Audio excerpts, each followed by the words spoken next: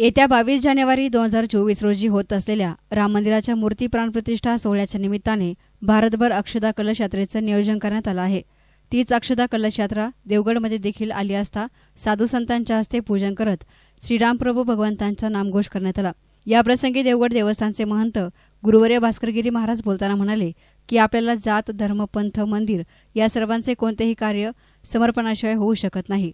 आपल्या सर्वांचे एकत्रीकरण करायचे असून प्रभू रामचंद्रांनी एक पाय सिंहासनावर त्याग आणि समर्पणाची भावना ठेवत आपल्या अंतःकरणामध्ये बळकट करून आपल्याला हे काम प्रभू रामचंद्र भगवंतांनी आपल्यासमोर ठेवलं आहे आणि तेच कार्य आपल्याला पूर्ण करायचं आहे। राम मंदिरासाठी गेल्या 500 वर्षांपासून 76 वेळेस लढाया झाल्या, रक्ताचे पाठ फुटले, काही तुरुंगात गेले, पण आपल्या पूर्वजांनी त्याची कधी पर्वा केली नाही। ते लढत राहिले। हा रामाचा भक्त तेव्हाही बलिदान देत होता आणि आजही बलिदान देतो आहे, असं प्रतिपादन त्यांनी केलं। लग्न म्हणजे अक्षता द्यायची।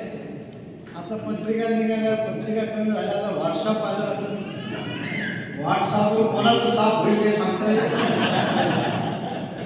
अशी सगळी पद्धत सुरू झाली आहे।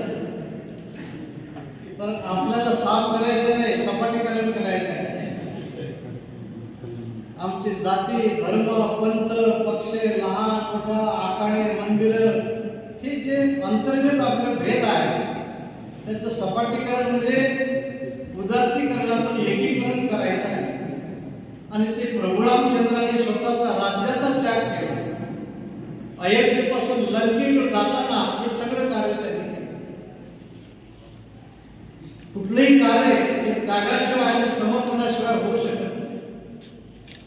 प्रभू रामचंद्राने एक पाय सिंहासनावर चढणार होता, तो केवळ समाजाकरता दुष्टाच्या निपाताकरता आणि सद्भक्तांच्या रक्षणाकरता रानावना डोंगरात मानवाने पायाने फिरले, म्हणून त्याला हे सगळं एवढं महत्व आहे। त्याग आणि समर्पणाची भावना आपण आपल्या अंतःकरणामध्ये बळकट करून आपल्याला हे राम कार्य आपल्या समोर प्रभू रामचंद्राने ठेवलेलं आहे। या कार्यक्रमाप्रसंगी देवगड भक्त परिवार, श्रीराम भक्त परिवार आणि आखाड्यामधील साधू संत, तालुकाभरातील भक्त परिवार मोठ्या संख्येनं हजर होता। एसनान मीडियासाठी प्रतिनिधी मंगेश निकम, नेवासा।